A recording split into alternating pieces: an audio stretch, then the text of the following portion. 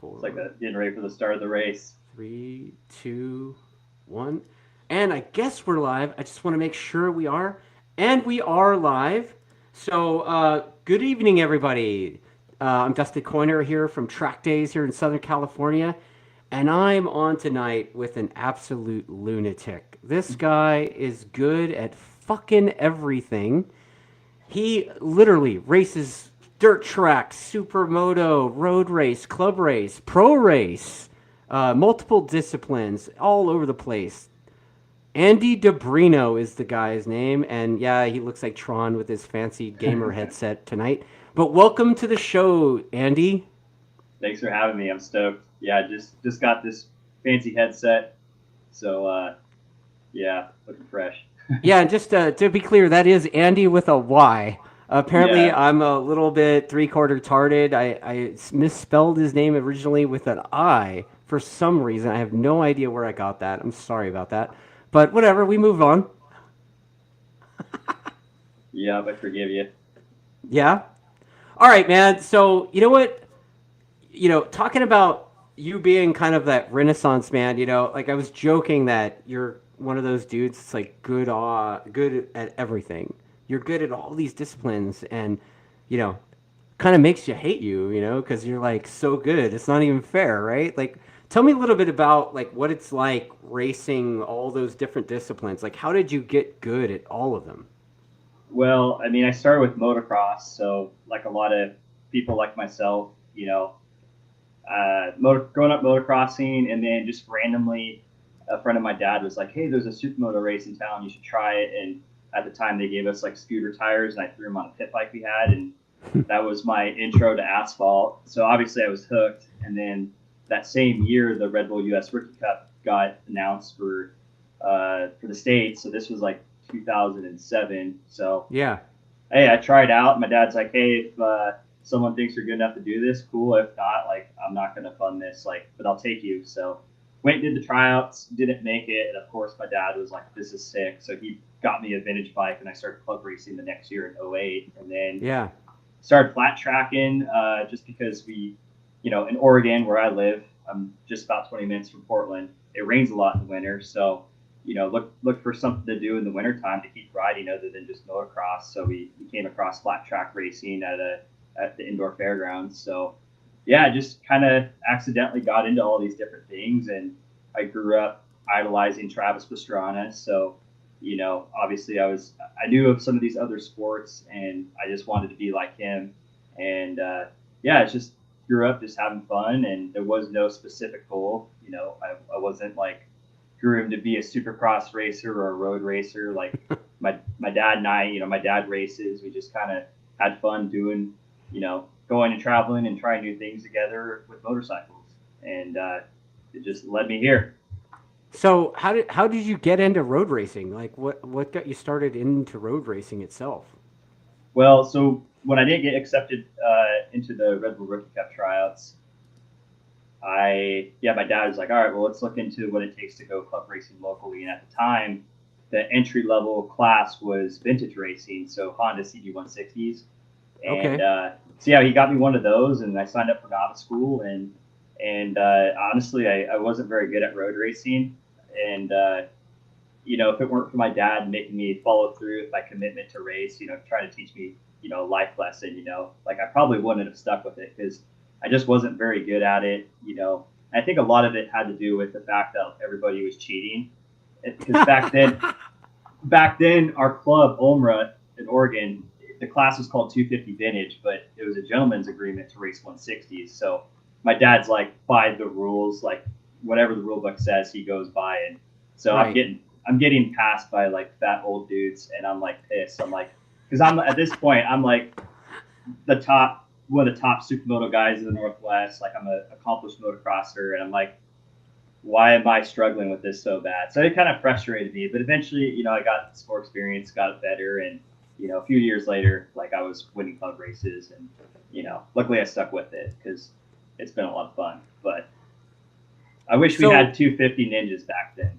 yeah, yeah. Well, you probably did. They were just there was like a million of them back then, but they The were older gen, yeah, right. yeah. Right. Yeah. So I did. after the CB 160, we got an RS 125, and that was a little bit better. But I remember racing this girl, Mackenzie Anshin. I don't know if you've heard of her, but she'd pass me down the straightaway because she was like 80 pounds, Right. and I passed her in the corner. So I was like getting frustrated racing her, and the two-stroke stuff was just really difficult. So it wasn't until I got an SV 650s that I really started to cut my teeth and like enjoy road racing. So So you were an SV guy. I didn't know that. yeah, SVs. Yeah, I spent 2 years on those, and yeah, that's where I really like started owning my craft and getting into it. So So what? Am I mistaken? Did you race an R6? yeah, I raced R6s for a while. Did Super Stock 600 in MotoAmerica the first 2 years. That's right. That's Did the full right. season in 2015 and 2016, and then was going to do the full season in 2017, but then I got sidetracked into flat track racing with the Super Mm. Hooligan Series. Yeah, because I kind of remember, like, am I crazy? Digital camo or something? Like, Yeah, in 2016, I used yeah, to ride for Icon. that's So right. yeah, Okay. Icon had like a crazy camo scheme on my bike with Yeah. fluorescent orange wheels. And the year before, I call it the Tiger King bike now because it was like blue tiger with orange wheels. Yeah. Those were honestly like probably the two sickest schemes I've ever had. Those bikes were badass. But Yeah. yeah, those are cool bikes. Yeah. I mean, when I was kind of running things at CVMA back in the day, like you would come down with what's his name, the mechanic guy, Eric Dorn. Dornvalls. Yeah, you'd come down with Eric, and you'd basically come and clean house. Basically, I remember that. I was like, man, like how the Yeah, hell is this guy? Who the fuck is this guy? that must have been you're probably working there then in 2017 because I Yeah. just got a Yamaha R1. I never rode it and I never rode Chuckwalla. Yeah.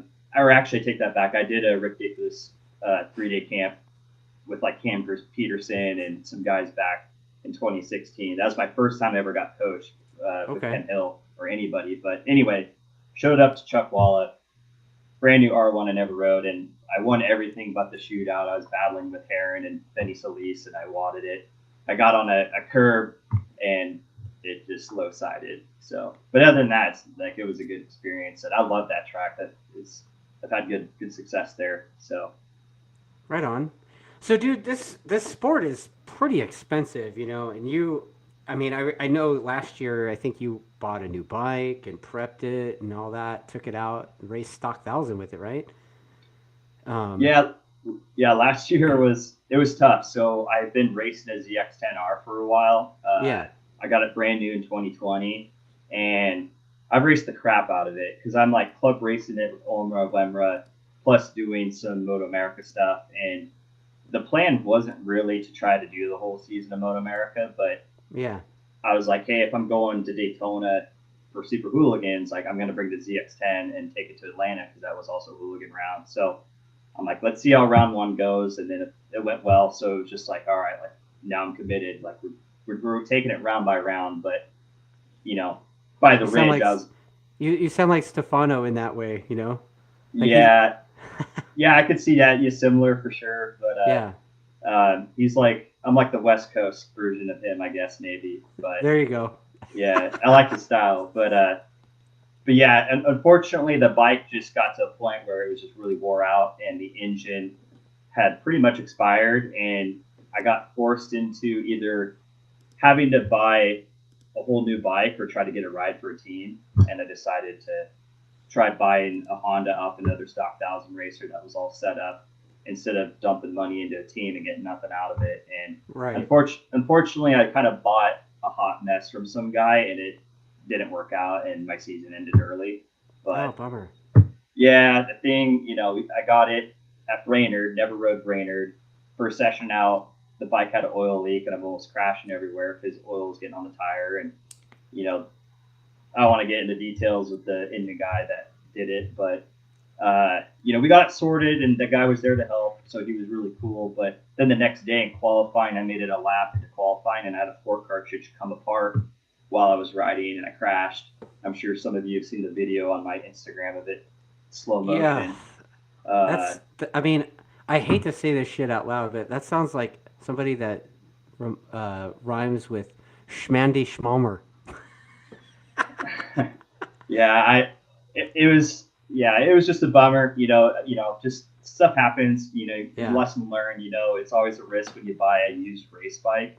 You know, yeah, on paper it was like it was supposed to be really good. It had the suspension I like to use. It had good parts on it. Like it was supposed to be turnkey and ready to rock, and it ended up just yeah, being a disaster. And then we get the thing home, go through the suspension, get that sorted, and then the motor had a problem, had to come apart, and then it's a triple R Honda. It's rare. You can't just get parts quick, so it took forever to get parts from Honda. We had to get stuff from Japan, and literally the bike didn't get back together and on the dyno and on a track until last December. And luckily it's good now, but uh, now I'm going a different direction for 2023. Oh yeah, what direction would that be? Different class, different Oh, class. Yeah. So okay, I kind of have my gripes with the whole stock thousand class. Like it's yeah, been such a fun class. I've had good.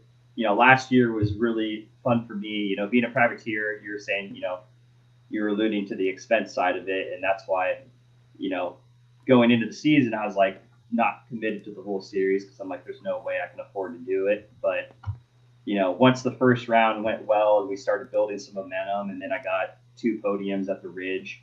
Uh, I was like, all right, I'm committed, and I was getting some sponsors. I took a page out of Kyle Wyman's book of trying to do the title sponsor on a race round basis, and yeah. had some luck with that. But yeah, like kind of going back to me having to stop racing the ZX10 and switch to the Honda was because that ZX10 engine had been rebuilt a couple times, and per MotoAmerica Stock 1000 rules, they don't allow you to do any surfacing to the head.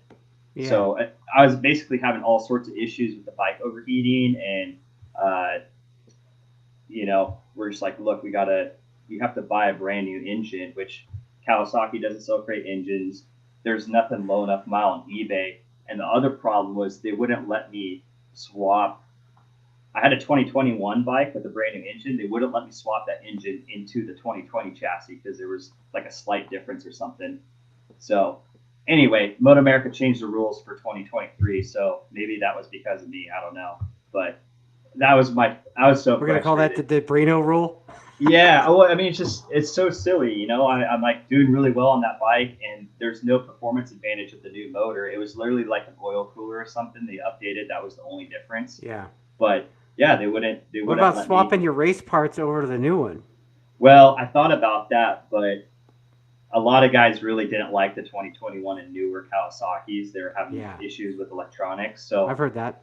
and I rode that 2021 stock, EDR or flashed it. Like it didn't have anything crazy, but I had a 2018 and a 2021. Both of them were track day bikes set up the same way, and I was like 3 seconds a lap faster on my 18. Like something with electronics, I could not.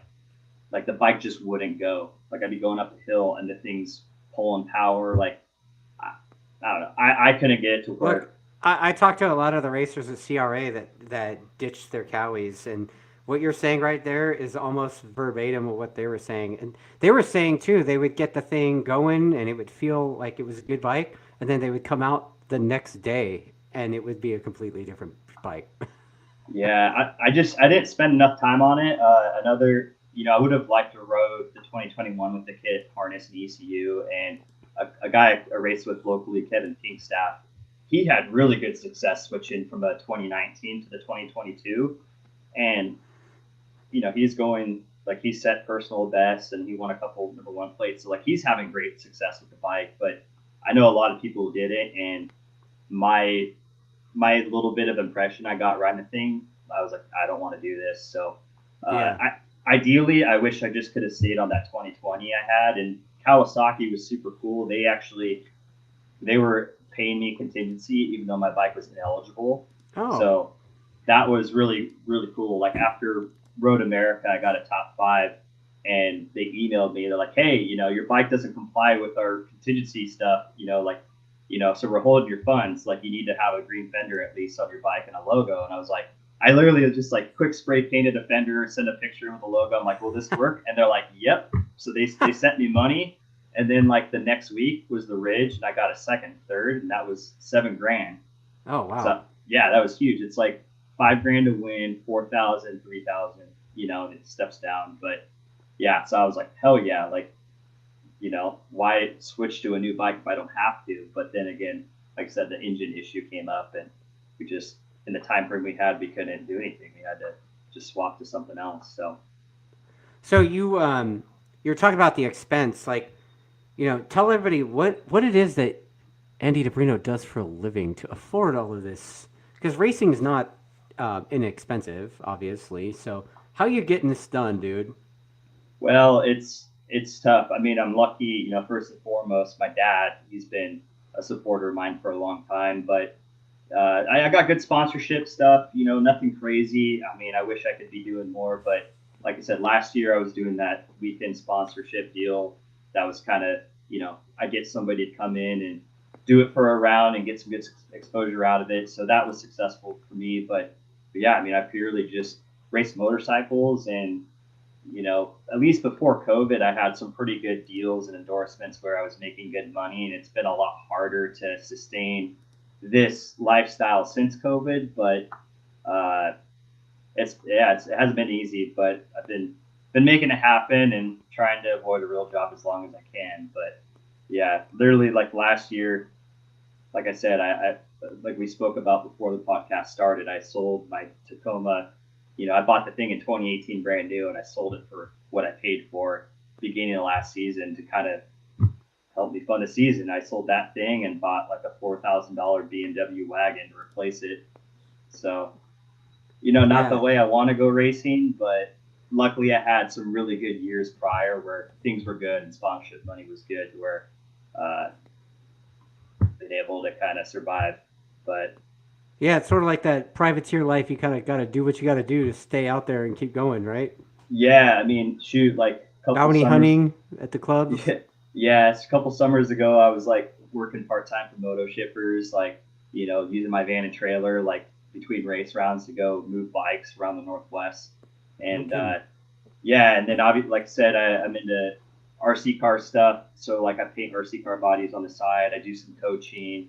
I have some sponsorship deals where I get a little bit of money here and there, And there's races I do where there's purse money. So yeah, it's stressful. It's really stressful. I wish I had just like you know, I wish I had it easier, but I definitely have it better than some. So it's hard to Right. complain. But at the end of the day, I'm like, I gotta. I hope something changes soon because I'm getting gray hairs and I'm 28, so it's Wow, not bro. easy. Yeah, I was wondering how. Like, are you living at home or do you have your own place? I got my own place, so yeah, I live here. Lived at this house for 2 years. I got really cool neighbors, so I literally live next door to my parents. And Okay. a few years ago, my neighbors are like, "Hey, you want to rent the property, build a track?" They have 5 acres. I'm like, "Heck yeah!" So we built a flat track and put in freestyle motocross setup, Right. uh, and then a house on their property came up, for rent. So they offered it to me. So I got a pretty killer deal.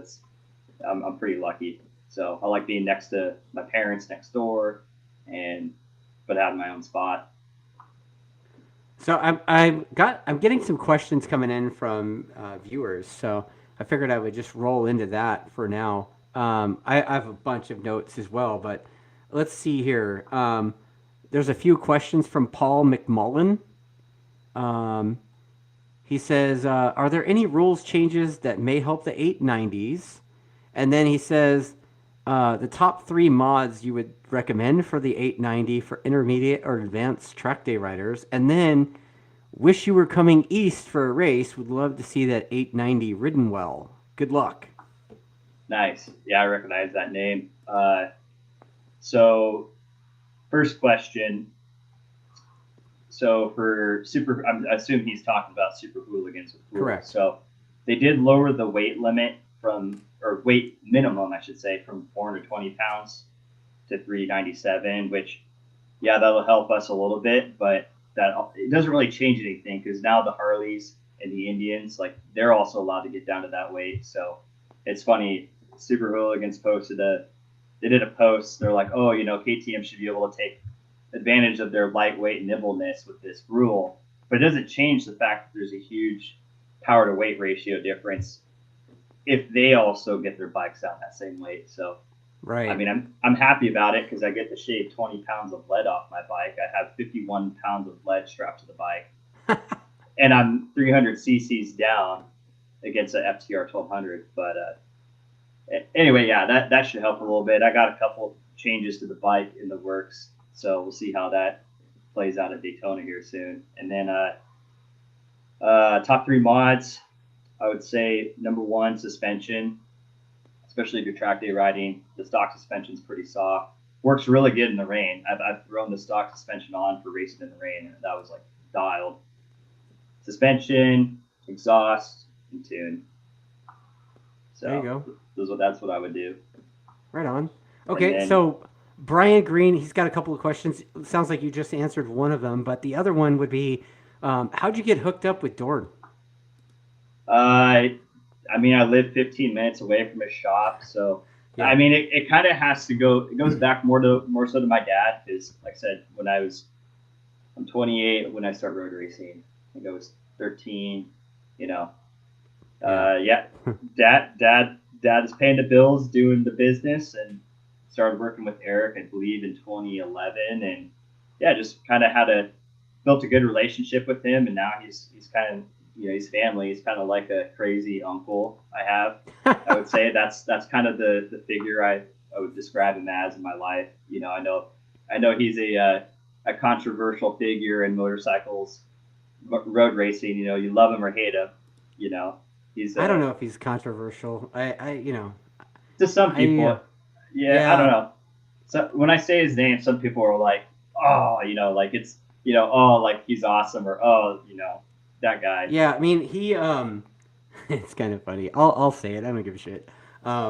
He every time he sees me, like he comes up to my pit and like says crap about my attack stuff or whatever.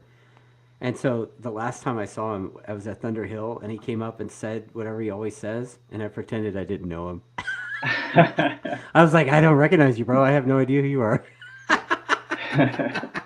he, I've heard some crazy stories about him in the past. I mean, he's like, to me, like I've had nothing but a good experience. Like I think he's a good dude. He does good work. He's a passionate guy, and you know what? Yo, super. Yeah, Passionate people, like they can come off, passionate in a good way, or sometimes passionate in a bad way. But yeah, I think his work speaks for himself. But yeah, like I said, we met him a while back. It really just came down to, we didn't have anybody solid in their area doing bike work. My dad went through a couple people before we started working with Eric, and Eric's just been established. I mean, he's going on 25 years now that yeah, he's had a shop. So he's just always been there, always been dependable. And that was really like what we were looking for back then. Was we needed somebody who was going to be there for us at the track, and, consistent, had a shop, a place to work on stuff, like just needed somebody legit, a real pro. yeah. So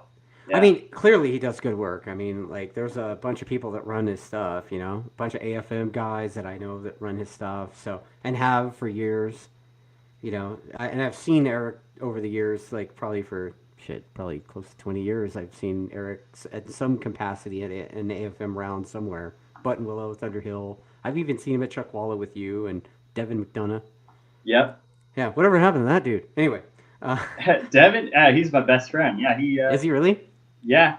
I just had dinner with him a couple weeks ago. Wow. Yeah, he has a dirt bike. He does trail riding stuff, but he kind of got out of the road race stuff, hit school pretty hard, got a degree, and got a job, and that's what he's been doing.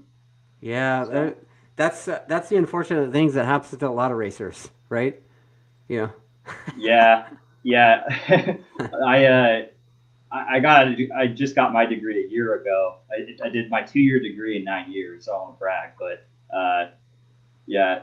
So at least I got something to fall back on if it doesn't Yeah. work out. But yeah, I would love to get him out and do a track day. I've tried dragging him into racing again, and he's at a different point in his life now. For me, I don't know how I could ever stop. I don't know. Yeah, yeah. I mean, Some that's something a lot of people struggle with, um, trying to figure out what they're gonna do or what they're gonna be without it, you know. Yeah, I don't like thinking about that part of Yeah, like I was pretty burnt out at the end of last year, so like from a financial standpoint, I could see like having to take a break or having to step away for that reason, just so you can kind of get recharged and come back at it. yeah. But yeah, I don't know. All right. So there's some more comments stuff coming in from people. Gonzo says, speaking of expensive, what's the average club racer pay to ride a full season ballpark versus someone like you who does MotoAmerica and all that fun stuff? It's a tough, broad question. I mean, man, like to do a It's like you club don't really race. want to know, right? Well, there's so many variables depending on what bike you're riding, what skill level you are. Like, I mean, you could probably go race a Ninja 400 pretty cheap. You could probably, yeah, I don't even know how to say it because it just depends on like, are you going for wins? Are you doing everything you can to win? Fresh tires, race gas, like all of that stuff. I can Yeah. tell you just to kind of give you an idea of what a Moto America weekend looks like running stock thousand. It's about $7,500 a weekend. For me to go do a race on the East Coast when we did the Ridge, that's local to me, so that the cost of running that program was a lot less. But I mean, our tire bill still over $2,000 to run that, Yeah. and you know, you add up the fuel and all that stuff, it gets expensive quick. Yeah. I mean, look, I've had many discussions on here about that tire thing, and having the tires be open would allow riders like you to get sponsorship to help the program. But then again, the program probably gets a pretty good chunk from Dunlop to keep going. So, mm, Yeah, I chicken egg. yeah, I've been a Dunlop guy for over 10 years, so like I, I don't think it would hurt me if it was an open tire deal, but I do like the spec thing because it just kind of like I'm not thinking like, oh, that guy beat me because he has better tires. I don't know. Yeah. It's nice to have some things that you don't have to think about. It just Yeah. kind of. But for a lot of people, it is a big that's always a factor. There's a guy I race with, at Wemra, and he's a fast plug racer guy, but it's tough for him to run the Dunlops. He's got to change his setup. He says, like, for some people, it's just this big obstacle. But I'm like, hey, man, Yeah. if you want to be a pro racer, you got to run Dunlops. Like, get used to it. Yeah. Quit your crying and grit up. Yeah, just go race. It's just, they're black and round. Like, what's the problem? Wow. That's I like that. I like that attitude too, man. That's great. That's great. And you kind of have to be able to pull off what you're doing, right? I mean, you got to just go get it done. Yeah, I mean, I don't understand the mentality. Like, people like say they can't go do a club or they can't do a Moto America race because they have to switch tires and all that crap. It's like if you're a serious racer, like you're gonna go out and do it. Doesn't matter what tire it is. I don't know. There's not too many people I know that are like that, but So you're kind of a bounty hunter then, and I know that you've had number one plates with was it Umra, and did you get a one plate in Wemra. Umra too? I've never done a full season. I almost won the number one play at Wemra in I saw you got a two 2021. plate there, but I wasn't sure if you got a one plate there. Yeah, I did like 5 of 7 rounds, and I literally lost it by like 2 points. Yeah, I won pretty much every race I was at. It literally came down to I went to this track, Pacific Raceways. I've been there. Like the last time I'd been there was over 10 years ago. I'd only been there once in my life, and I show up for the finale of Lemra, and Saturday was dry, and I won the races, but then it rained Sunday, so I was kind of just nervous because that track there's just balls everywhere. They literally have Yeesh. a kink in the straightaway. You go from like a paved straightaway and it cuts over like zigzags onto a drag strip, and they call it the death chute because there's just walls, and you're Dude. going 160 miles an hour through it. And I was, yeah. Long story short, I got like fifth, and I needed to be fourth, you know, to win thing, and it was just super wet, super sketchy. And we got good rain It sounds riders. like it, dude. Like Yeah, we're in SoCal, bro. Like it barely ever rains down here, man. So it's yeah. when it You know, does, a lot of guys won't go out. I won't go out if it's like a track day or something because I'm like, dude, if it's a race, I'll go out. But if it's not, nah, because yeah. it gets your bike all dirty. It does. Normally, I'm a demon in the rain. Like my first ever MotoAmerica podium was in the rain at New Jersey back in 600s. But on that ZX10 earlier in the year, I had two crashes like back to back. Like so, I was like kind of wigged out. Like it was I don't remember what her issue was. I think her suspension was too stiff at the time. So anyway, I was like I should have won that race at one run, but like I hadn't ridden in the rain for like 6 months, and the last time I did, I ate shit. So I was I was being a little careful out there, a little too careful. But yeah, I mean, bounty hunter. I think I just race what looks fun and what's going to give me exposure. So it's tough because club racing, you're not going to get a lot of exposure doing it, but it's a lot cheaper to do because I can get tire support from Dunlop and entries are less. But Moto America, that's where you're going to get exposure. But the price is so steep and it's tough. I try to the last few years I've just been trying to do a few rounds here and there just to kind of keep my name in the ring and I do it because I love it. But last year I was kind of like, you know what, like I really want to be back here full time and club racing is always going to be there. But it's challenging, man. Like it's like last year I drove to Daytona by myself, so that's a 4 day drive from Oregon. So I loaded up all my stuff. I loaded up my ZX10. I loaded up my KTM Dukes. Drove out to Daytona by myself. No hotels, just sleeping in my van. Get there, load everything in by myself. Eric, uh, Eric and my girlfriend flew in. My dad couldn't come at the time because he just had shoulder surgery. So, but yeah, literally, I like just get there and I load all the stuff. Like I'm taking tires to Dunlop. I'm going to the media center to get my crew or my photo stuff done for Moto America. Like I'm doing everything, and then I go race. I've never raced at Daytona, and I ended up qualifying on pole and winning, which was pretty cool. So Yeah. You took everybody to school and shocked the shit out of everybody, right? yeah, I shocked myself. I mean, the track was pretty easy to learn, but yeah, I don't know too many other people though that you know drive that far alone, like do that. I mean, there's a lot of guys. That's funny. That's one thing I remember about Stefano, like seeing him on Moto America broadcast changing his wheel on the Yeah. grid on the pit lane during qualifying stuff. So, but yeah, like go into that kind of effort to get out and go race, and then just kind of grinding any way I can to get to the next race, get the sponsorship, and just doing whatever it takes. So, like I enjoy that. It's fun, kind of being an underdog privateer in that sense, because maybe people don't expect a lot out of you. So when you can do good, it's like extra rewarding. Well, honestly, dude, like just from this side of the fence watching, it looks like nobody's having more fun than you, man. Like you are out, you're being a goon on a dirt bike, a supermoto, dirt tracker. Like you look like you're having a good time doing that thing. Like, tell me a little bit about the van life. Like you pretty much sleeping in that van when you're racing. Not all the time. I mean, I definitely travel a lot in it. Like normally this time of the year, I'm coming down to SoCal a bunch. I'm actually getting ready to come down and ride with your track day company and do CRA. So yeah, I'll sleep in it. I mean, I definitely try to like crash at friends' houses. You know, if I have to get a hotel, or whatever. And it's nice when tracks have showers. But Yeah. no, normally at like any Moto America event, like yeah, I might sleep in that on my way there, but we'll get a hotel or something. So you got to Right. have that at those events, or we have our RV. So, but Yeah. yeah. So yeah, there more comments are coming in too. Okay. So let's see here.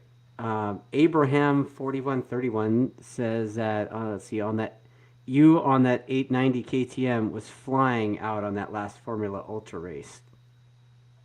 Oh yeah, this was at Omra last September. So yeah, Yeah, I'm not sure if you're familiar with Portland International Raceway, but it's dude, just I thick. I've only seen old Formula USA videos on Road Oh, Race okay. World of it. Yeah, there's like no. It's like, two big straightaways, only a few corners.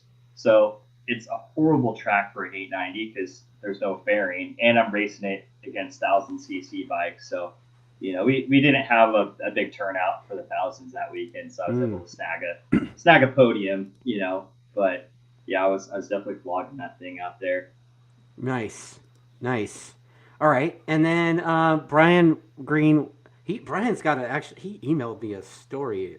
I'm going to tell that story real quick. He says he's got a funny story. He says that you guys were at the Ridge. Um, I can't remember the name of the organization, but he says they were asking the writers' meeting if they were going to. You asked the writers' meeting if they were going to run the chicane that day, and they said no, I and know what had a he's bunch talking of about. excuses as to why and whatever. And then apparently you said loud enough for everybody to hear. Yeah, I know corners are hard. Yeah, I definitely said something like that for sure. I remember that. That was last summer, and I think I was frustrated because I want to say that was the day we had. Yeah, that was the day we had my Honda out. Like I just got it back from EDR after getting the thing fixed up after Brainerd. So I was there to test the suspension and some stuff, and like I was mad because I couldn't compare lap times because we always run the chicane for racing and track day stuff now. So I was Yeah. like, dang it, like I got to run without the chicane. Like now I can't really know where this thing's at. So I don't have any lap times there without the chicane. Like yeah, so it's been a while. But so yeah, no, I definitely said that. It was Yeah, I mean that. I'll literally be straight up with you, man. It sounds like another old bounty hunter guy would say. Shane Turpin would say silly shit like that in the writers' meetings at MRA. yeah. Yeah, Normally I'm like I won't say stuff like that. Like I always try to be really polite and whatnot. But I don't know what was my issue that morning. But literally, kind of what it comes down to there sometimes, or what it came down to. Like I talked with the track day company a little bit, and they're like, oh, it was like they were saying it was like a couple $100 more to run it with the chicane, so they didn't. I was like, really? Like, I'll pay you the difference to run it with the chicane. It was literally something like that petty. I don't know. wow. Yeah, So but you ride a lot of bikes. Daniela, I was gonna ask this too, but I'll give her the credit. Daniela asked me like if you had to ditch all your bikes except one, which one would it be and uh, why? I hate these questions because I like them all. That's why I ride everything. Like people are like, if you could just do one discipline, what would you do? It's tough. I'm like, I want to do them all. They're all fun. I don't want to quit. But I guess if I had to get rid of them all and keep one bike, it probably would be the Duke. But at the same time, like I'm a dirt biker at my core, so you know, if it was like if racing wasn't an aspect involved in this decision, I would take a dirt bike. You know, but if racing's involved, I want to race my 890 Duke. That thing's fun. It's like a big supermoto bike. It's really playful. That's cool. I mean, Yeah. like I said, nobody's having more fun than you. I figured you would say something like that. Yeah, I hope I never have to just consolidate to one bike. I've had to consolidate a little bit lately, but yeah, I gotta have a dirt bike. Gotta have a road race bike. I'm actually flat track bikeless at the moment. I'm hoping to do a new build at some point later this year, and then hopefully we'll have another supermoto bike in the arsenal at some point. So So is KTM helping you out? Because it looks like you got a bunch of orange stuff. Or am I crazy? yeah, no, KTM helps me out. I also have a dealership that helps me out. So my motocross bikes are demos from a dealership, so I get those. I get one or two a year, and I give those back usually at the end of a year or two, and swap them out for new ones. So super lucky on that side of things. And then yeah, with the Duke program, I am supported by KTM, so I've been working with them since 2019 when the 790 Duke first came out. I was the first guy to get a 790 Duke and convert it to flat track racing. Yeah. And then they kind of helped me out a little bit behind the scenes, but they actually couldn't fully support me because at the time I was sponsored by Rockstar Energy, and Rockstar is a brand partner of Husqvarna, which is Mm. owned by KTM. So it was really weird. Like they're really strict about their branding. So Rockstar was like, hey, you have to paint the bike black. It can't be orange. And KTM like couldn't, they couldn't really do anything. So when my Rockstar deal ended in 2021, then KTM came in with support, and I've been orange, like full orange ever since. So anything KTM I can ride, I ride. But yeah, they hook it up, and they'll be helping me out again this year. So if you road racing Super Hooligans, MotoAmerica full time with support from KTM. So yeah, they rock. And they're cool with you racing other stuff. Yeah, they're super cool. They the Duke program, that's what we're really focused on. But they don't make a super bike. So when I'm racing the ZX10R or the Honda, like that's all cool. So our deal's pretty relaxed. They really don't ask anything of me. Like I pretty much built my relationship with them, like just by getting introduced to them, and keeping in contact with them, like you know sending them photos and videos, and just really trying to be an ambassador for them. Like it wasn't like they were actively seeking me out. Like I sought them out and was able to build a relationship, and they've been like super stoked on it. Literally where it started was a friend. Like I met a friend who worked in the media department for KTM, so he was in charge of managing the fleet of bikes that they would, loan out to, you know, magazines and test riders and stuff. And through him, and also Chris Fillmore, who is the flat track team manager and a road racer, he contacted me with like the head of marketing. So kept contact with that guy, and then through that guy, like now I know the CEO and met the CEO of KTM recently at Red Bull Straight Rhythm. So now I got like my contacts, and I got really good support from them. So That's I was cool, really man. I was really trying to get them into MotoAmerica with like a full on Red Bull factory effort, but that they're just not there yet. And there's certain factors, but I'm really lucky to have what I have, because there's not a lot of people in the paddock that truly have support from a manufacturer. Like I'm so lucky I get to go down there and work on bikes, and they give me bikes and parts. Like that's super cool. So I definitely like super fortunate for that.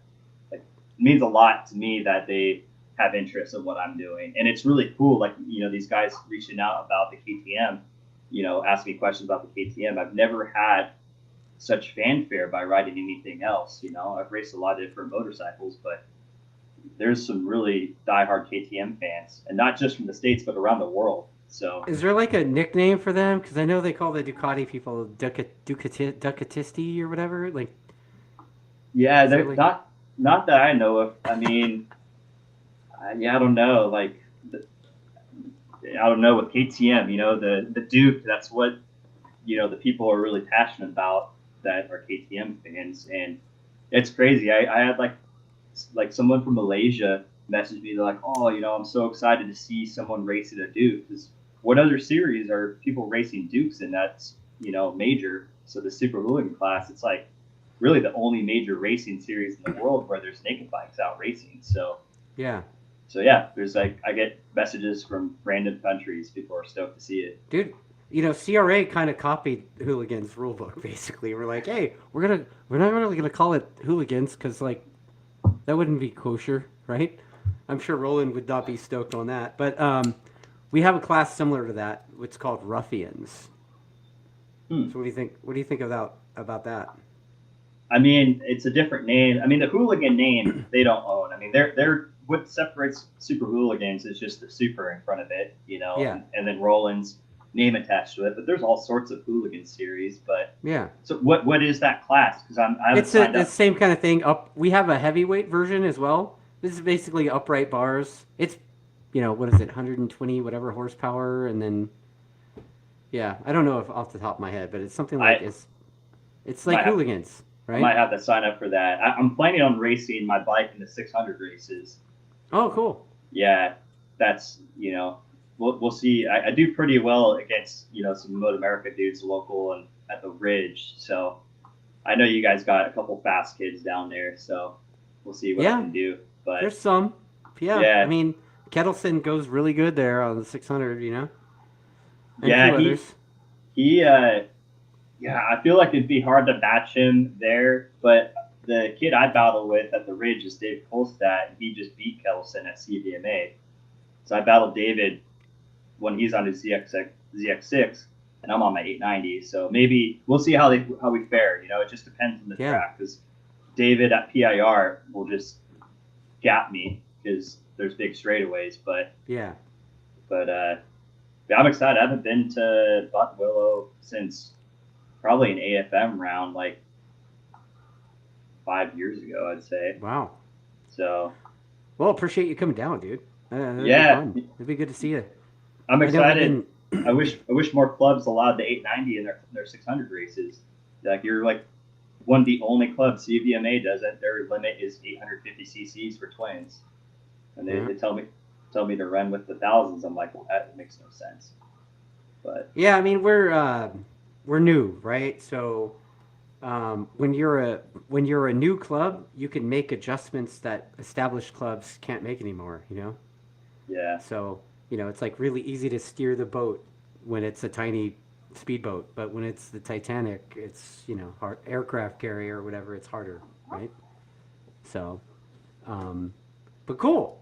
I know you and I both have been kind of scumbagging our donut media buddy to go racing, which is kind of fun. yeah. I'll have to run that by him. Feel like I kind of already did. oh, you did, yeah. He when I first started talking to him, he's just like, hey, I have a buddy I want to get better than. Like maybe you can help me get Yeah, faster. So yeah. I don't know who that is exactly, but it'll be fun to work with him I have a at few Buck Willow. ideas. I have a few ideas who those people are, and I think Yeah, at least one guy works at Yamaha. So that's yeah, probably yeah. So yeah. That's great, yeah, man. Okay, so you know what? Shifting gears a little bit. I know there's a bunch more. You know what? Let's go to the comments. Let's go. Let's blow through the comments real quick. All right. So let's see. Okay. So yeah, you were talking about Stefano earlier, and the bearded Gixxer says last time he saw Stefano, he was riding around on an electric ice chest.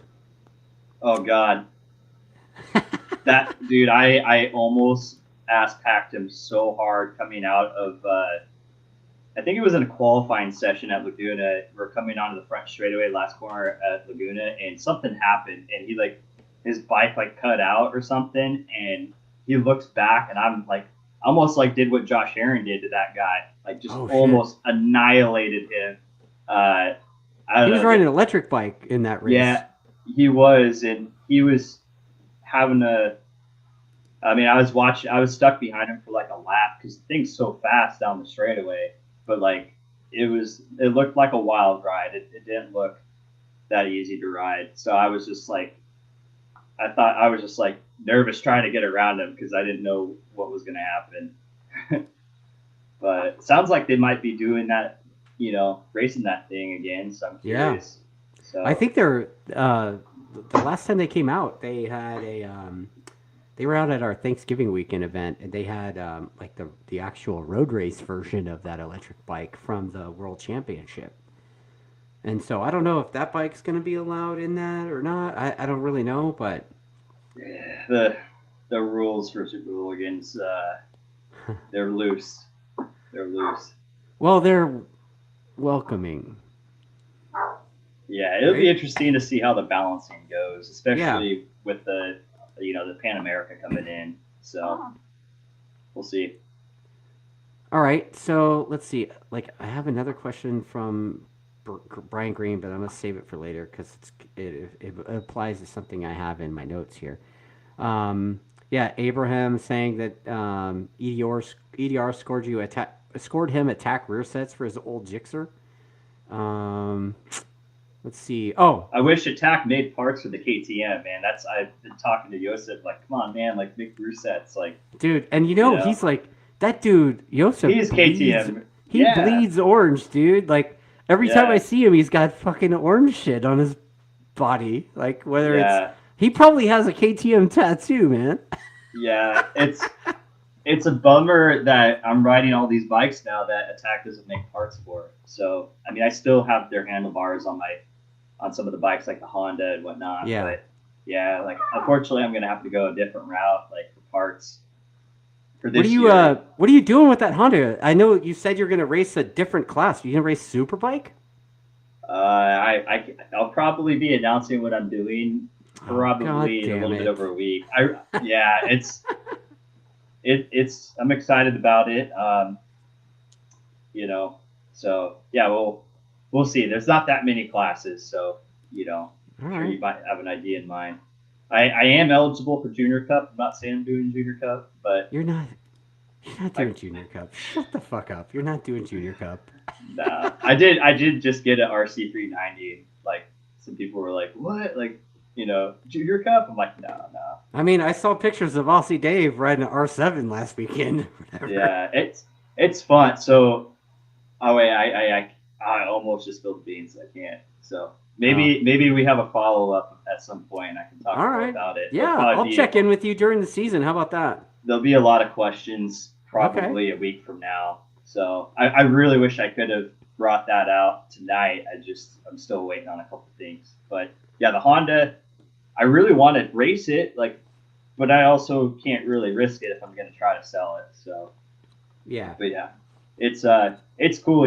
Like so it's the 2021 Fireblade Triple R Honda, and yeah, it's a cool bike. Everything's good and sorted now. So I would have liked to kept it around, but I'm just going to keep the ZX10 because Yeah, you're gonna ditch it so you could afford to keep doing what you're doing, exactly that. right? Yeah, help selling that bike will kind of help fund some of the other fun that's coming up. So All right. So there's a couple of questions about Bearded Jixer wants to know, have you thought about racing the RC8C thing? I would love to. Those bikes are so limited. So KTM, they don't even get one in for media purposes Oh, to loan okay. out. So yeah, I've rode one before, and I'll probably get to ride one a few more times this year. There's some owners, a handful of owners actually in the Northwest that have them. Is that But thing with the mustache wing thing? the winglets, yeah. So what that is, it's basically a Kramer, but with a few Okay. different parts on it, and KTM's kind of touched to it. But those are built by Kramer, and it's Hmm. got the 890cc parallel twin, just like the 890 Duke. But there's a lot of differences actually, like the airbox. There's so many different things. Like those bikes produce a bit more power than the 890, but I can't necessarily like take those mods off that bike and put them on my bike and make my bike faster. But they're super trick. They're expensive. So, and the other hard part, when you're racing those things, is they don't really fit in any classes because they're not a production, homologated street bike. So, some clubs you can race them in a 600 superbike class, but really the only place you can race them is ARMA. Hmm. Most series don't have a class for them, and they're not legal for MotoAmerica because, again, they're not a production street bike. They're a purpose-built track bike. Right. Right. So do you have like a nemesis that you've raced against that you just battle this person every time? Yeah, I have a few. I mean, for the longest time, it was my buddy Devin McDonough. So he was like the one kid I loved to race because, I mean, we're best buddies. Like back in 2014, we were both racing Gixxer thousands at Omra and going head to head for the number one plate. And it was a pretty cool season because our mentor, this guy Alan Schmidt, he won the Omra number one plate 10 years in a row. He's this stocky, short little Canadian dude, and he was a badass. He's still a badass. Anyway, he retired. So like this was the first season in 10 consecutive years that was open. Like there was going to be a new winner. And me and Devin, we both won 6 races each. We both blew up at least one engine. I had an extra mechanical. So Devin ended up winning the title, but like we were breaking the lap record every other weekend. like we were just pushing each other so hard. And like at the end of it, we'd still hang out, go play video games at each other's houses. So that's like he's like my favorite nemesis. I would say lately, guys I've been battling with. Uh, I like battling. I've been battling a lot with Corey West. He's probably my main nemesis right now, especially in Super Hooligans. O'Hara as well. But I haven't raced with Tyler a lot, and I really didn't get to race with him a whole lot last year because I was either like pretty, I was ahead of him by a ways, or he was ahead of me by a ways. So there wasn't a whole lot of us actually racing. But me and Corey scrapped it out a lot, and so that was cool. It's funny now, like I never thought I'd be racing with these guys. Like I grew up watching, AMA road racing, so I would see O'Hara. I've seen O'Hara like back in '07 doing Supermoto USA. Like I was racing the Sierra 150R and I'm watching him race the pro class. So like it's funny how long I've known some of these guys. Like maybe not known them personally, but I've seen them at the races and stuff. So yeah, Corey West right now. I used to battle a lot with Dion Campbell, like at the club stuff and in Super Stock 600 days. So, but there's not really a whole lot of people I don't like racing with. I mean, there's a few. I'm not going to name names, but oh, come on! I was going to ask you that next. Who do you not like? Come on, let's do it. No. So, but I'm a pretty friendly guy. Like, there's really not a lot of people. There's not. I can name on one hand some guys I really don't like racing. Yeah, I mean that's pretty normal, right? Like, I mean, this sport, for the most part, everybody is just like buddies, And then there's that select few, like, couple 3-4 people ever, Yeah, I mean, I love good racing. I mean, I'm really like I'm bummed I haven't been racing a lot at all this winter. Like last year, I went down. I was basically at Chuckwalla October, December, January, and February, and I was battling with Michael Gilbert every weekend, Corey Alexander, Aussie Dave. So we had so many good battles down there. So I like good racing. So I mean, yeah, I can't really think of too many people that are sketchy that I don't like to battle with, or that anytime I start getting like in that mindset where it becomes negative, I really got to like try to step back and say, you know what, like I'm lucky to do this. This is really cool. Like I shouldn't have like a personal grudge against somebody. Like yeah. So I try really hard to kind of keep myself level on when it comes to the nemesis stuff. But it's fun to have a rivalry. Like rivalry, nemesis, whatever you want to call it. I have kind of a fun story. So with Super Hooligans flat track. So before Roland Sand Series became a road racing series, in 2017, the first year, I was leading the championship and going into the last round. This guy, Justin Baber, who, you look at me, I'm like most of the time, a clean cut guy, very, I don't know how to describe it, like Travis Pastrana. I wish. And that's who I try to be, like professional, well spoken, not doing dumb stuff. Yeah. And then there's this guy or Jordan Baber is his name. He's this kind of a redneck dude from Iowa. Metal Militia. No, right? Like not Metal Militia, but like, big beard, like cowboy hat, cowboy boots, kind of a rough and tough type of guy. And we're both the same age, but like just totally different. And he like tried taking me out as he's a lap down. Like he's trying to take me out while I'm battling for the title.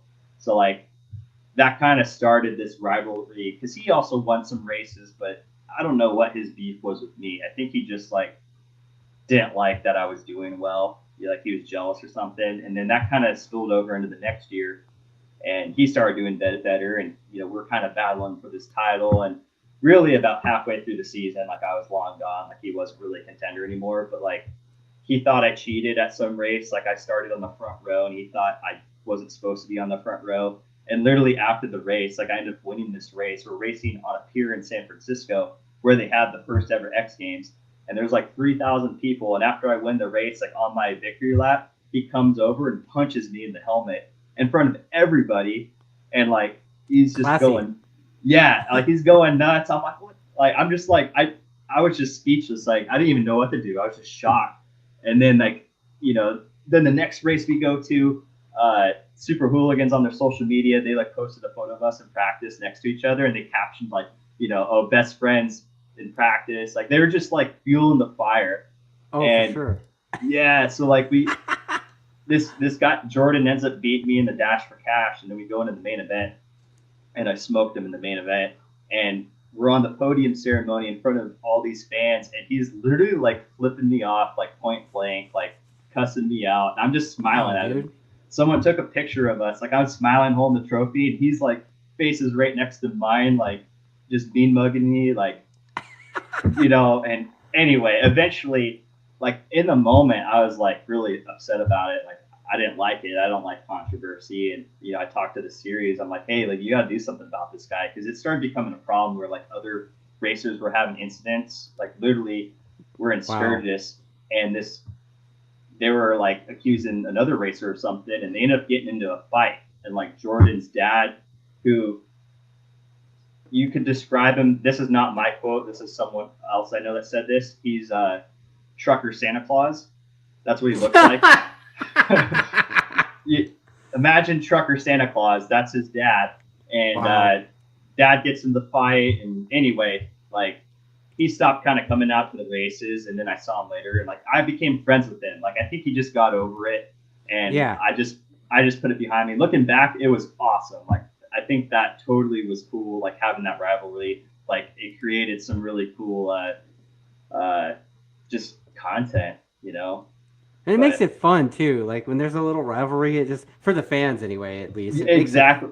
Right. Looking back, it's like it's kind of fun to talk about, and like I would have a beer with Jordan now. Like I keep the tabs on him on social media. Like I like watching stuff. Like we're very different. He's very like not a social media guy, and I'm very out there on social media. And we're from two different parts of the country, two different lifestyles. Like he's a diehard Harley guy. He's been riding Harleys forever. Him and his dad told him in their shop, and I'm just kind of racing whatever I can or whatever I want at the time. So we're just very different. But yeah, that was a really like kind of hardcore rivalry that I had. But like I said, now like I said, I try to be cool with everybody. So.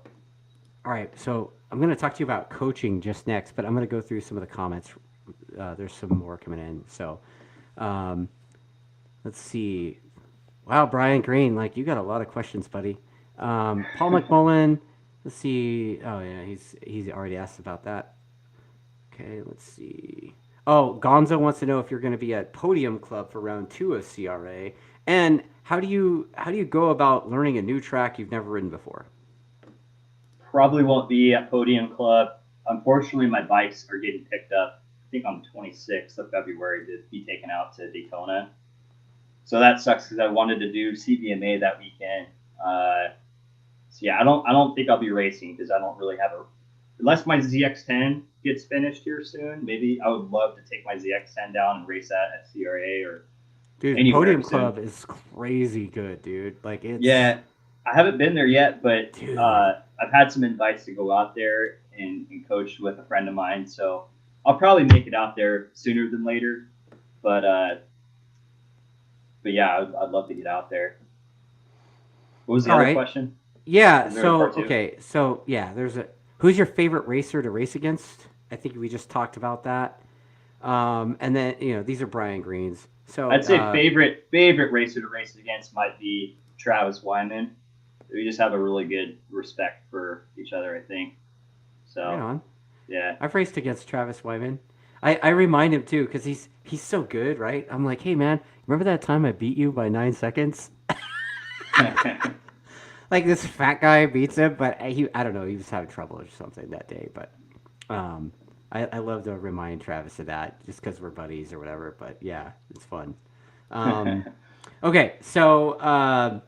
And then, what was it like to grid up with Gagne and some of those big dogs? It's cool. It was, for sure nerve-wracking in the beginning, and obviously, I've been racing. I think my first Superbike race was in 2020. That was a really weird time, like going to the Ridge and there's no fans. Going to Laguna and there's no fans. You were there at the test I was at. You actually led me around. I was like trying to learn the place, and you're like, "Oh, dude, just follow me." Yeah, so yeah, that's when I first got the ZX10. Yeah, it's cool. Like now it's it feels more normal. It's a little bit different because I'm racing a stock thousand. So when I'm going out there, it doesn't really feel like I'm racing Gagne because I never see him. You know, Nobody else does either, bro. yeah. So, but it's cool. It's funny. I'm pretty sure I used to play like Halo way back in the day with Gagne and like Bovie and a few dudes. Like this was like probably like 2008. I don't even know if Jake plays video games anymore, but I don't think uh so. yeah, I he play too many video games still. he But doesn't strike me as a video game guy, dude. Like he's more of like I don't know. He's like off the grid kind of dude. Seems like. yeah, but Yeah. it's fun. It's cool going out and you know being in the main show. It's kind of gnarly. It's tough. It's tough out there, but Yeah.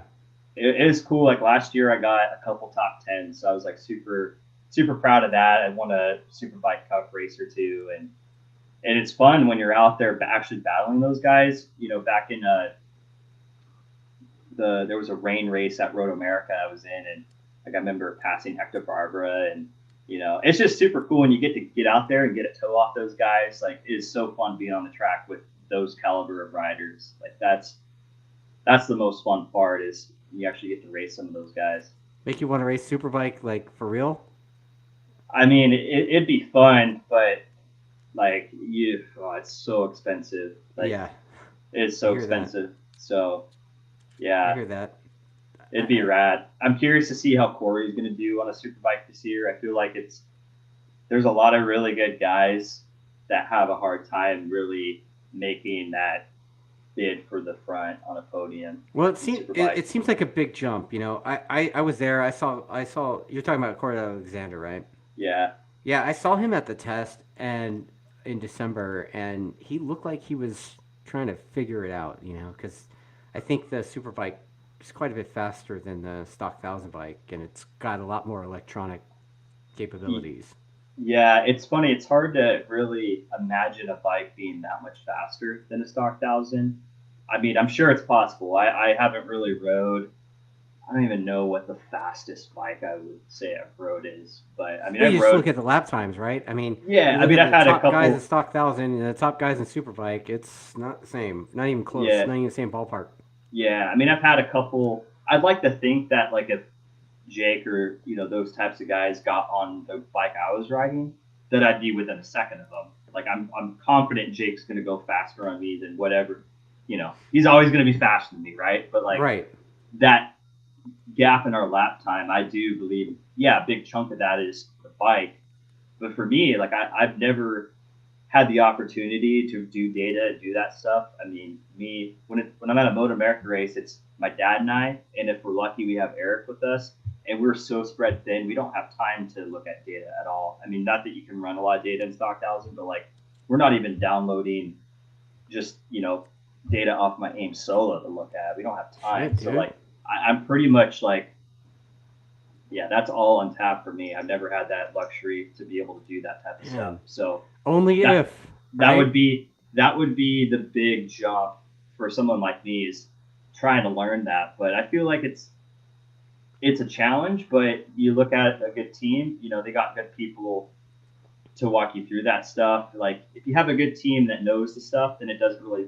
I feel like it'd be such a big factor. So like for Corey, I think he knows a lot, or he's confident, but it's going to depend on like does he have the guys around him that can Right.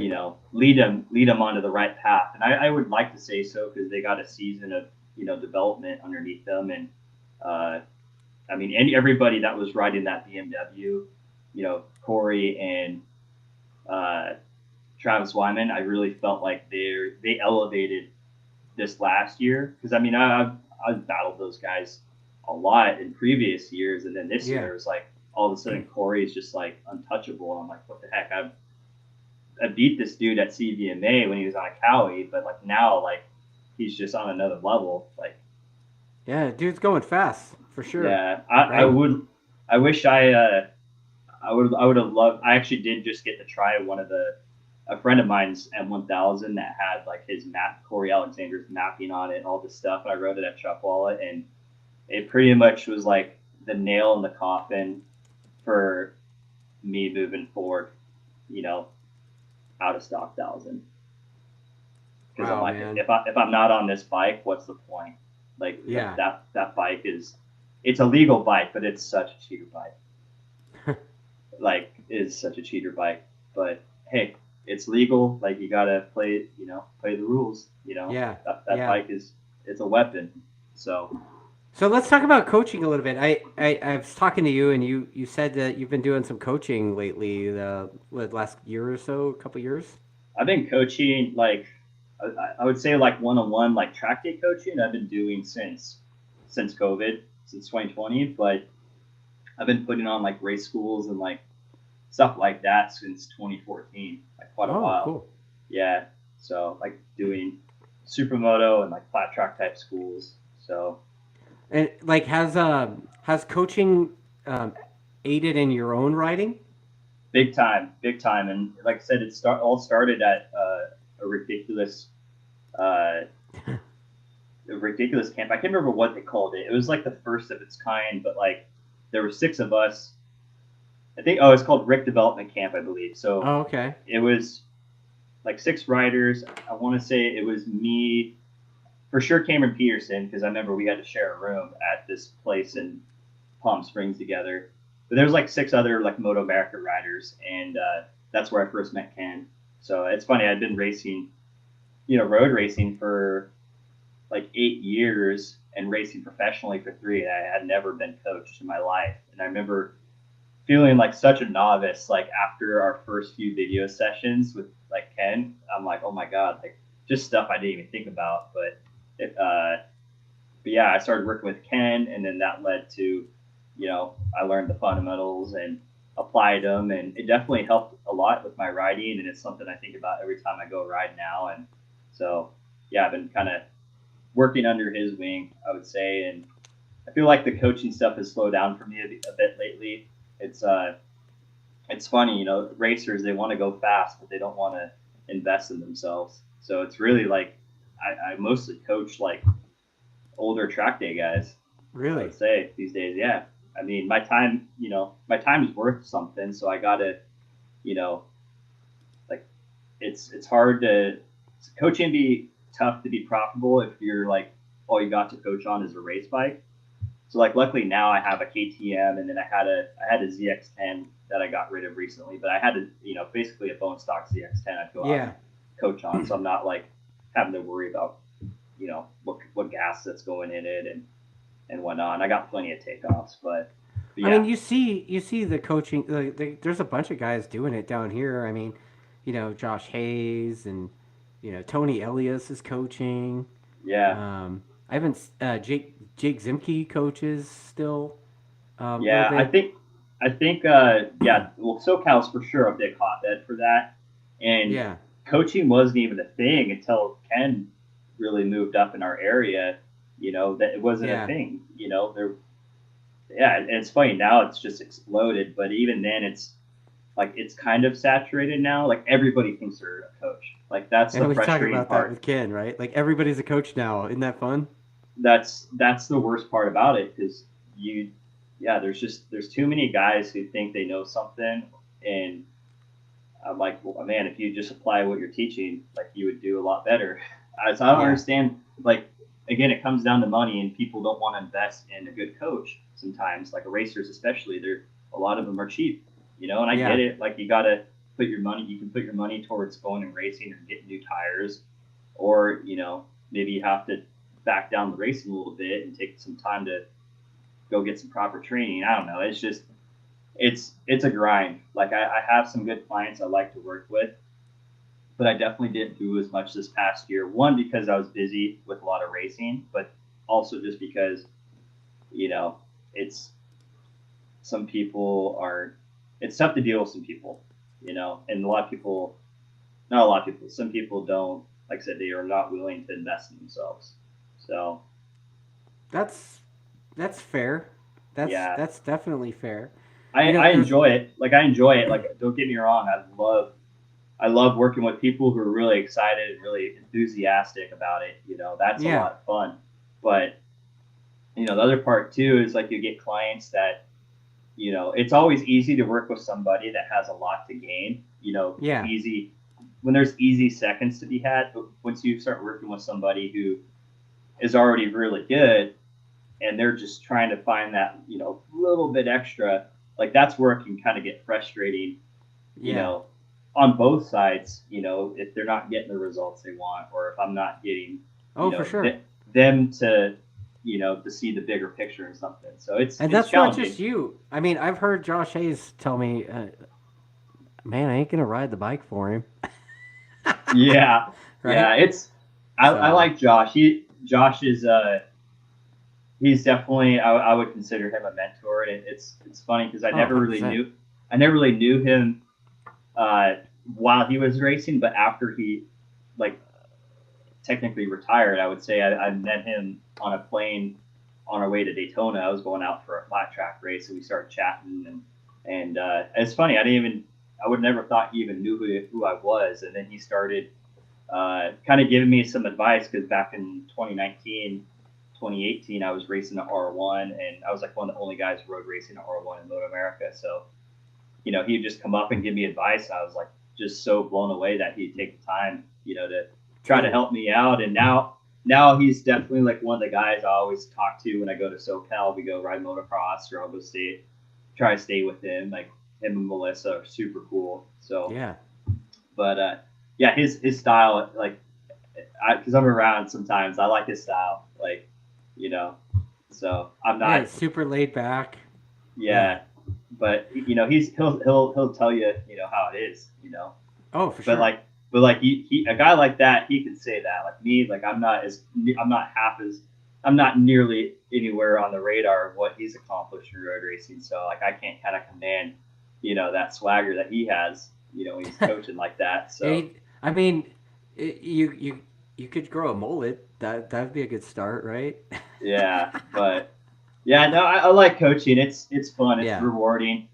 But it's a lot of work. And like I said last year, I just had so much going on that it took away from some of the coaching stuff just because like I only have so much energy. But uh, yeah, I hope to do more coaching again this year.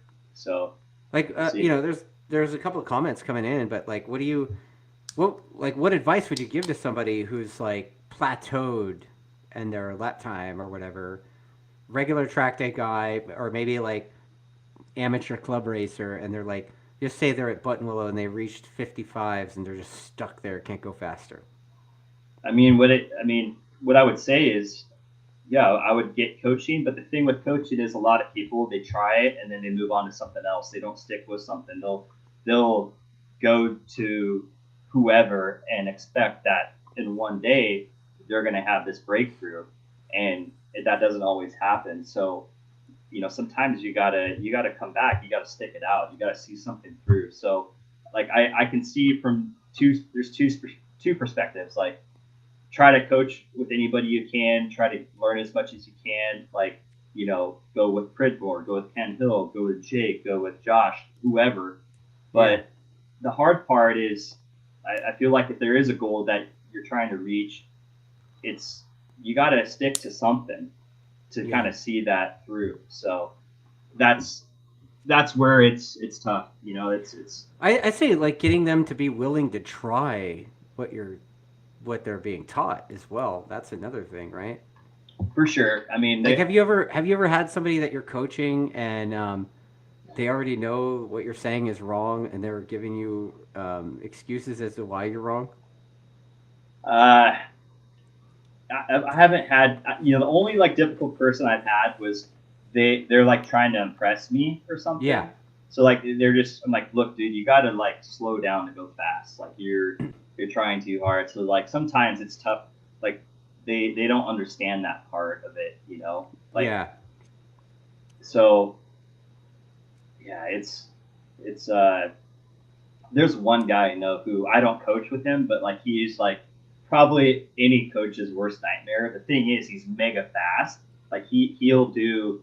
he's done 145s at the ridge with the chicane on his Gixxer 1000, which that's like good enough for like top 5, top 10 in a stock 1000 race at MotoAmerica. And this is a dude that just does track days, and like he'll ask me questions, and I don't know what it is, but he'll get me scratching my head sometimes. I'm just like, dude, I don't know what to tell you. Like he knows how to go fast, but he doesn't get coached, and yeah, I don't know, he just has his own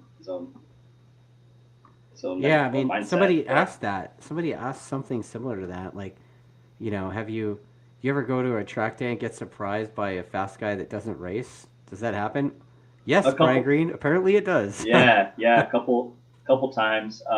It's funny. There's this guy Sean Roberti who's an ex-OMRA champion, and he's in his later 60s, and he's still like PIR is an easy track, but like even in his late 60s, he can keep up with me most of the time on a track day. Like often I'll be coaching and I'll try to go ride with him, and I can barely keep up with him.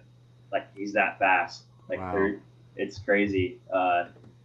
That's hard. It is sometimes hard when you're like coaching all the time, going a lot slower, and then like you try to go out and ride fast, and like I look at my lap times, I'm like, oh my god, this is just atrocious. Like I'm like 5 seconds off what I would do on a race, and I'm trying so hard, and I feel so sketchy. Like it takes a little bit for you to kind of adjust back to where I'm at, like in my riding, Yeah, that After, sensation of speed in your eyes, maybe, right? yeah, for sure. So, Yeah. but yeah, that what I like about coaching and what I like about Ken Hill's program though is I like that he really gives you the tools. Like with Jeremiah from Donut Media, I was like, hey, like I worked with him a little bit at Chuck Walla, and it was really it was pretty loose. It was more so us just hanging out and riding, and like I didn't get too serious into it, Yeah. But I was like, hey, like next time let's do this more serious. Like I'll do the onboard footage, we'll review it, go into all that, but before we do that, like go listen to some of Ken's podcasts so that when you come to me next time, like you'll understand some of these concepts and I'll have to explain it all. So I really like that part about what Ken's done is he's really built a program and a database of information that people can use so that when they get coached, they can kind of keep coaching themselves. Like Yeah. that's definitely tough sometimes. You go do a school with somebody and that's it. Like you Yeah. don't get like you better hopefully remember what they told you, otherwise you're kind of screwed. Right. Like it's usually a fun experience, and what I always tell people is if you can take one thing away and improve that, then that's a success. Like it's hard to you know like someone's trying to work with you on 7 different things. It's hard to process all that and really apply and Yeah. improve on that at once. If you can take one thing and really own that, then that's good. So And treating, I think also, I mean, you might agree with this or not, but like to not treat the experience that you have like a religion. So like I like to pick up tools, it's like the proverbial toolbox, right? So it's like, oh, that one thing that you picked up from that guy, just throw that in the toolbox, right? yeah, and that's Instead of like, oh, worshiping at the altar of fill in the blank school program. right, and it's and again because I haven't done a whole lot of stuff, like I can't attest to a whole lot, but I'd like to think, yeah, like there's certain things like yeah, it's cool to take knowledge from different resources and what works for you, like, and keep that.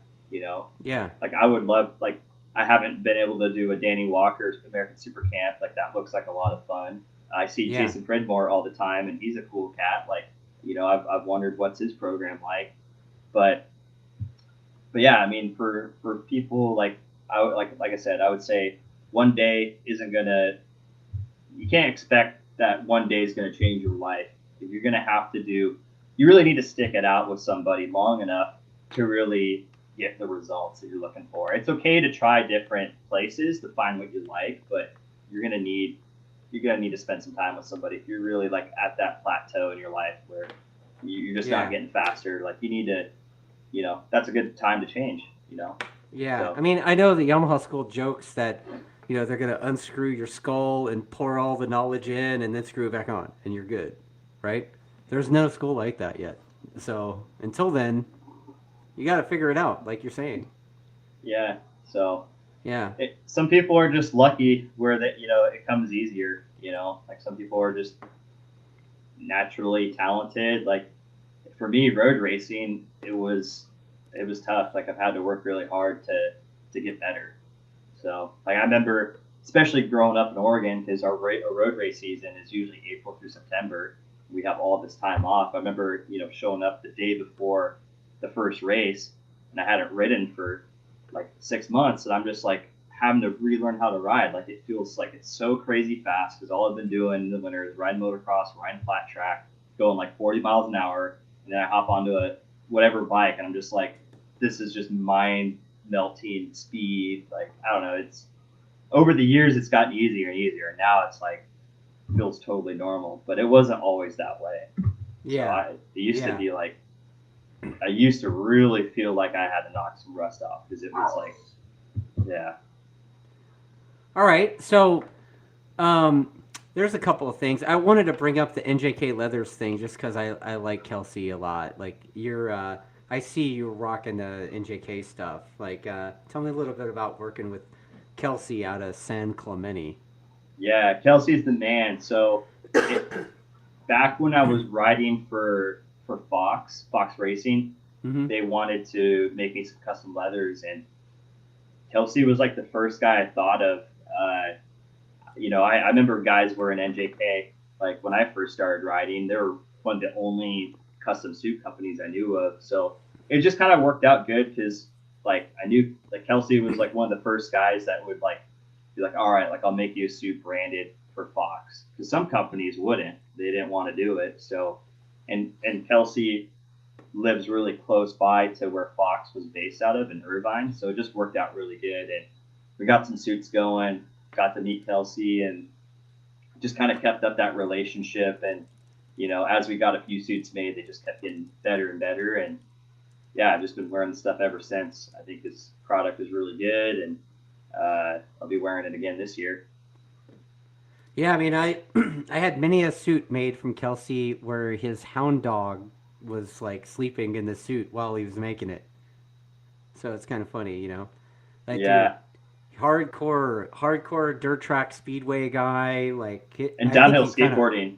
downhill Yeah, they skateboarding. make That's downhill right. skateboarding suits. Yeah, it makes all like Yeah, it's really cool. Like, but yeah, his road race stuff. It's probably the road race side is probably one of the smaller sides of the business now. Like, because like we've said earlier before offline, there's such a saturated market of custom suits now. oh But yeah, yeah, his what I love about his stuff, like I wear full kangaroo suits, and they're super light, and he's got the relationship with Alpine Stars, so he has yep. tech air compatibility, and he makes sick stuff. He's a cool dude, really helps me out. And there's not a lot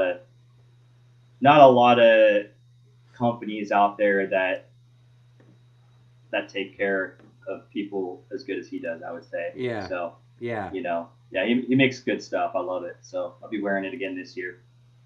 That's cool, man. And then, is there a discipline of racing that you find? Let me see how I'm gonna word this. Is there a discipline of racing that I guess offers you like a range of experiences that help you in on anything? Yeah, I mean, I feel like motocross for sure. I really like supermoto. If supermoto was, really popular, I'd probably be focusing on that.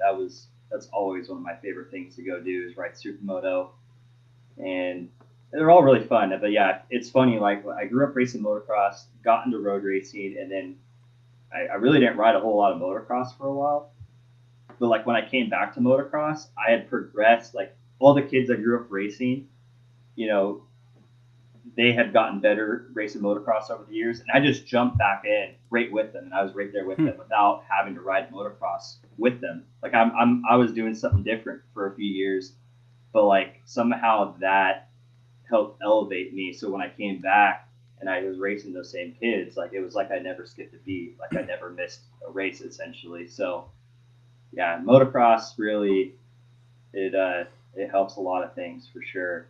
But How did you? about how about a discipline that you haven't tried yet? Or is there one that you're looking like? Are you ice racing? Are you gonna have that on the list? I really want to do some off-road style racing. I did a GP style event a long time ago, but I don't know. What I really want to ride is like something like Dakar, you know, Yeah. but like something. I mean, Dakar is just that's a whole different deal. But like, what I'd like to do is like get on like an 890 adventure or something, and do some sort of race like Like the Mint Baja. 400, something like that. Baja, something like Yeah. that would be kind of cool. That'd be cool. Uh, the thing I always wanted to do was Supercross, and I got a little bit of a taste of that last October with Red Bull Straight Rhythm. So that was pretty fun. So I mean, I'd still like to go try to qualify for a Supercross race, but it's just Supercross. If I wanted to do that, I'd have to like put everything aside and just focus on Supercross for a year because that sport is just it's that competitive. Like I can't be dabbling in all these different things and really be competitive enough to go jump in, go race Supercross. But one of the guys that barely out qualified me at Straight Rhythm did make a main event in the 250 class Really?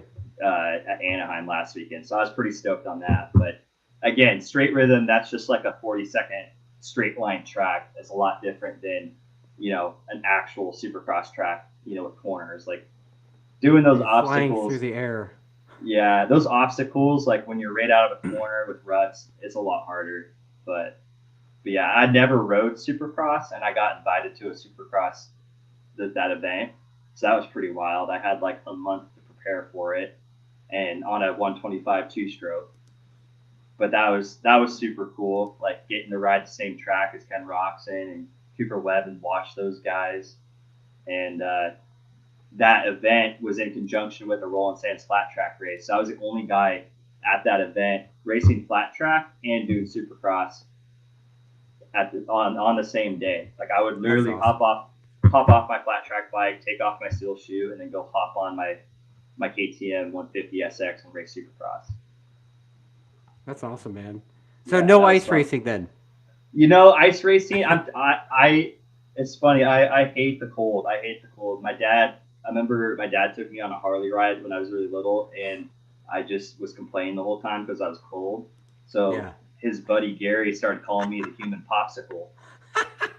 So my name was like that was my nickname for quite a while was popsicle. But I would totally try it. Like I'd love to try it, but I just think I would be miserable. So I don't like the cold. Dude, I high five, bro. Like I'm not a cold dude either. You know, Yeah, I'm a I total wuss with the cold. I'm game to try it. It looks super cool. Like my friend Joe, who runs Premier Motorcycles USA, he lives in Minnesota, and he like they go hard out there with ice riding. Like he has this special tractor that they set up that like grades the ice and makes it smooth. Like, dude, Yeah. they go hard out there. I totally got to try it someday, but I haven't tried that yet. Right on, man. All right, well, you know what? Before we wrap this up, let's go to the comments real quick because there's a bunch more. There's this Larry Lule character. He says at a PIR track day, they accidentally let him out in A group on his R3. And before they figured it out that he didn't belong, you buzzed him on your R1. He's like, that was one way to find out he was in the wrong group. Yeah, that's funny. Yeah. How about Isle of Man? Gonzo wants to know if Isle of Man is a bucket list item. Yeah, that's come up quite a few times, and it's something I think about, and it's something that a few people have really pulled on my arm to go do. And yeah, it's that the thing with that is there's so much that goes into it behind the scenes just to get there Yeah, and be ready. Like I was talking with Rennie Scraesbrook, I'm sure you know that name. He yeah, Rennie. he's Yeah, of yeah course. he told me he's like he's one of the guys that's really tried to get me to do that race, and he's like, hey, like I went there for like 3 weeks, and every single day from sun up to sundown, I drove that course in his rental car. Like that's the level of preparation you got to do as a rookie to go there. Because I mean, it's not a secret. Every year people die there. Yeah, So you got to pretty much expect you crash, you die. So fortunately, I'm not a crasher, but shit that's happens though, stuff right? hap- stuff Yeah. happens. So I was just at a film festival this last weekend, and there was a one of the it was a motorcycle film festival. So there was this film called Flat Six, and it was about this guy. I think his name's Camille Ullman. He's a Czech Republic dude. I guess I looked him up. He rode the Daytona 200 last year. I think he got 15th on a Ducati that Boulder Motorsports built. Anyway, really cool film about him. I mean, really good film about him racing, and half of it was kind of around the Isle of Man, and it's gnarly. Like I think the type of rider I am, very calculated, cautious, but I can go fast. I think I would be really good at something like that, but I'm not sure I would be willing to take that risk. But yeah, it's a cool event. I got a special kind of somebody. I mean, you look at those videos of Peter Hickman and all those Dunlop people. The whole family of Dunlops, like all those guys. Man, it's like I for sure like if Pikes Peak ever came back, I would try Pikes Peak. So that, and then maybe that would lead to other races, but I don't know if Pikes Peak's ever going to come back for motorcycles. So yeah, right now in my career, I'm not like seriously considering Isle of Man, just because again, how much I'd have to set aside to focus solely on that if I wanted a chance at being successful and safe at it. So yeah.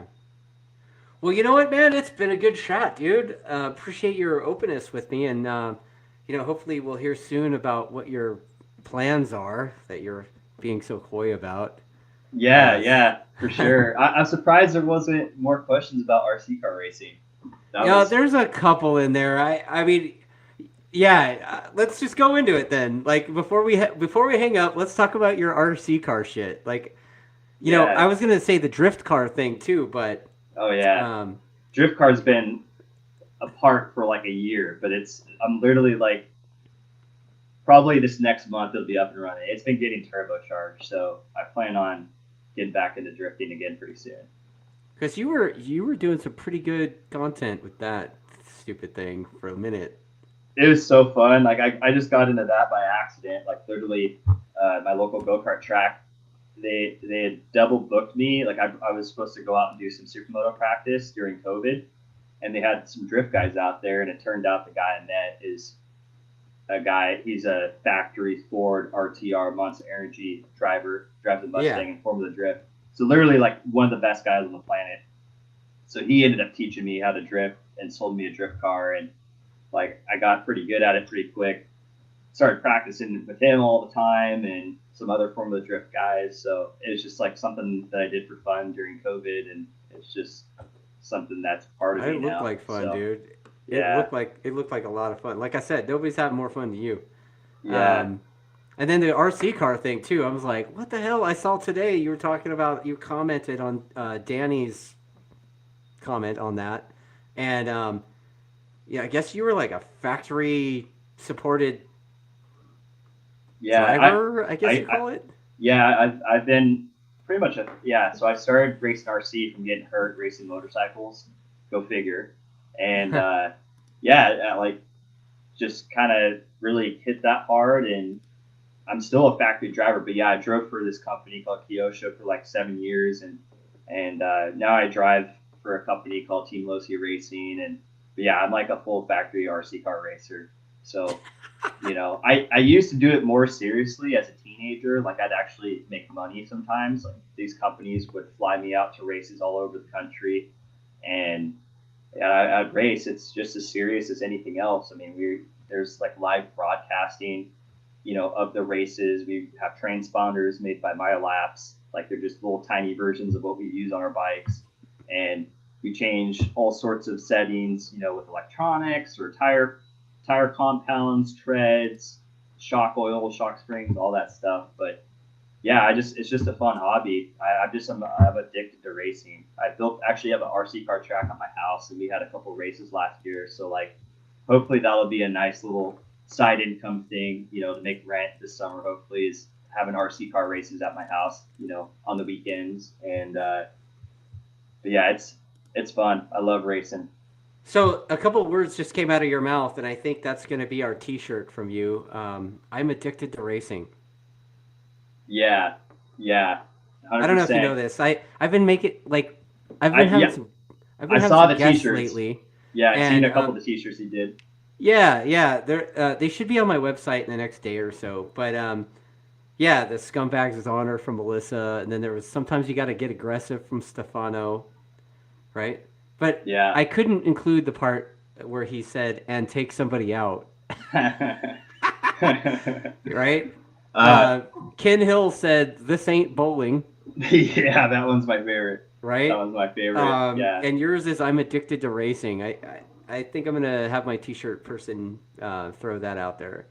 Yeah, Um, I gotta have like I gotta do some like video stuff. Like I used to do some really good video content, and yeah, but I would love to show people a day in the life of me. Like, because sometimes I'll literally like be work like a typical day in the wintertime, I should say, is like I'm at my computer like doing motorcycle related emails, trying to get ready for the season, and then I might go ride motocross or go do something, and then in the evening, like once a week I'll go race RC cars, and then like after I'm done racing RC, like at 10 p.m. I'll get home, and then I'll like hop on and play a racing game or something. Like I literally just like racing all day. Like wow, I don't know.